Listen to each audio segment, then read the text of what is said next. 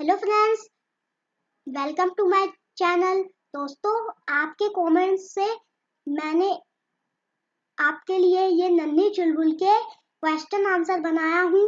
दोस्तों, आपका कमेंट आया था कि नन्ही चुलबुल के क्वेश्चन आंसर्स बनाओ, इसीलिए दोस्तों मैं नन्ही चुलबुल के क्वेश्चन आंसर्स आज बना रहा हूँ। दोस्तों, अगर आपने अभी तक नन्ही चुलबुल नहीं देखी तो उसे देख लीजिए, वरना आपको ये समझ नहीं आएगा। चलिए मैं आपको दिखा देता हूँ शॉर्ट फॉर्म में। तो ये है हमारी कहानी। यह कहानी एक नन्ही सी लड़की की है जो अपनी बीमार दादी के लिए कुछ भेंट ले जाते वक्त संकट में फंस जाती है। आओ पढ़ते हैं यह कैसे हुआ। चंचल एक 6 वर्ष की नन्ही सी प्यारी सी लड़की थी। वह दादी की दी हुई लाल रंग की टोपी पहनती थी। चंचल की दादी जंगल में स्थित एक छोटे से घर में रहा करती थी। एक बार चंचल की दादी बहुत बीमार हो गई। उसकी माँ ने कहा, दादी माँ के पास जाओ, उन्हें यह फल और दवाई दे आओ। जाते समय एक बात ध्यान रखना कि रास्ते में किसी अपरिचित से कोई बात मत करना। नन्ही बच्ची अपनी दादी माँ से मिलने टोकरी में फल और दवा लेकर चल पड़ी। जब वह जंगल से गुजर रही थी तो उसे मक्कार भेड़िए ने देखा और सोचा, वाह कितनी कोमल और प्यारी लड़की है। भेड़िए चंचल के निकट गया और मीठी वाणी में पूछने लगा, प्यारी बच्ची, तुम यहाँ सब सामान लेकर कहाँ जा रही हो?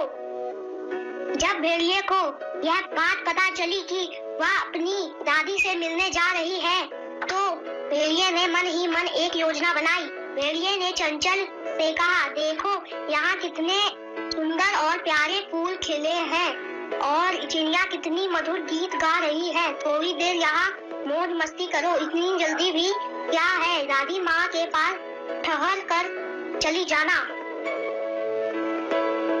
भोली बच्ची चालाक और मक्कार भेड़िए की चिकनी चुपड़ी बातों में आ गई। वह अपनी प्यारी दादी के लिए सुंदर सुंदर फूल चुनने लगी। उसने सोचा, अगर मैं सुंदर फूलों का गुलदस्ता भी लेकर जाऊंगी तो दादी माँ उसे देखकर कितनी प्रसन्न हो जाएंगी। इसी बीच भेड़िया तेजी से दौड़ता हुआ उसकी दादी माँ के घर पहुँचा और उसने दरवाजा खटखटाया। कौन है? दादी माँ ने पूछा। भेड़िया आवाज बदलकर बोला, दादी माँ, मैं चंचल हूँ, आपके लिए दवाई और टोकरी भर कर फल लाई हूँ। दादी माँ ने दरवाजा खोल दिया। अंदर घुसते ही वह बूढ़ी दादी माँ पर झपटा और उन्हें घायल कर दिया। बेचारी दादी माँ अचेत होकर गिर पड़ी। भेड़िए को अचानक किसी के आने की आहट सुनाई दी। उसने जल्दी से पास ही पड़े दादी माँ के कपड़े पहने और दादी माँ के पलंग पर लेट गया।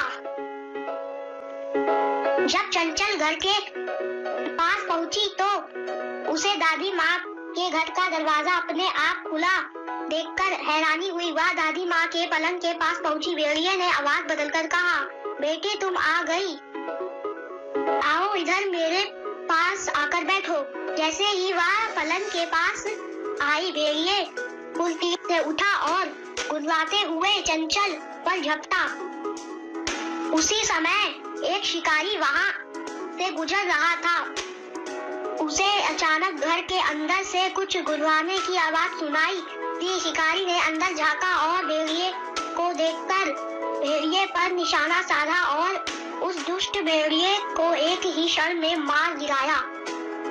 शिकारी ने चंचल और उसकी बीमार बेहोश दादी माँ को पलंग पर लिटाया। उनके मुंह पर पानी की छींटें डाली। पानी की छींटें पड़ते ही दादी माँ को होश आ गया। अपनी प्यारी पोती को सामने देखकर दादी माँ फूली न समाई। चंचल रे दादी माँ। दोस्तों, हमारी कहानी समाप्त हुई। चलिए अब हम क्वेश्चन आंसर शुरू करते हैं। चंचल कैसी लड़की थी? नन्ही सी, प्यारी सी, कोमल सी या सभी? दोस्तों अगर आपको इसका आंसर आता है तो नीचे कमेंट करें। आपका टाइम शुरू होता है अब।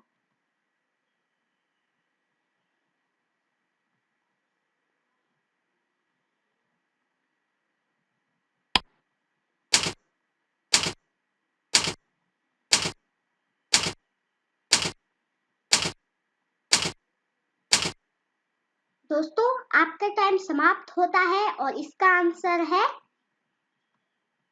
यह सभी। क्वेश्चन नंबर 2, चंचल दादी के लिए क्या लेकर जा रही थी?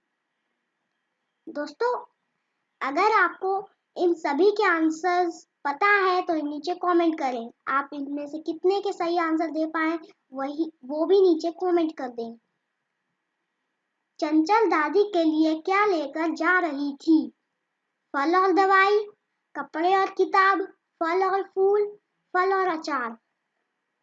अगर आपको इसका आंसर आता है तो नीचे कमेंट कर दें। आपका टाइम शुरू होता है अब।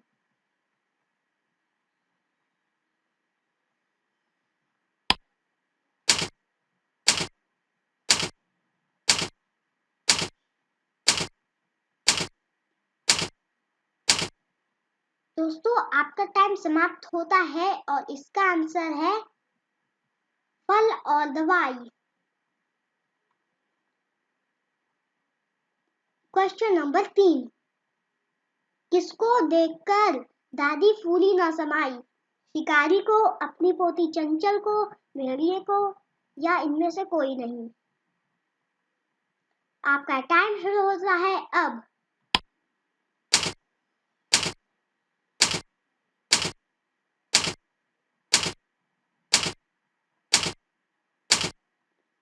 दोस्तों आपका टाइम समाप्त होता है और इसका आंसर है अपनी पोती चंचल को। क्वेश्चन 4, चंचल दादी के घर कितने दिन रही? 5 दिन, 10 दिन, कुछ दिन या 7 दिन? आपका टाइम शुरू होता है अब।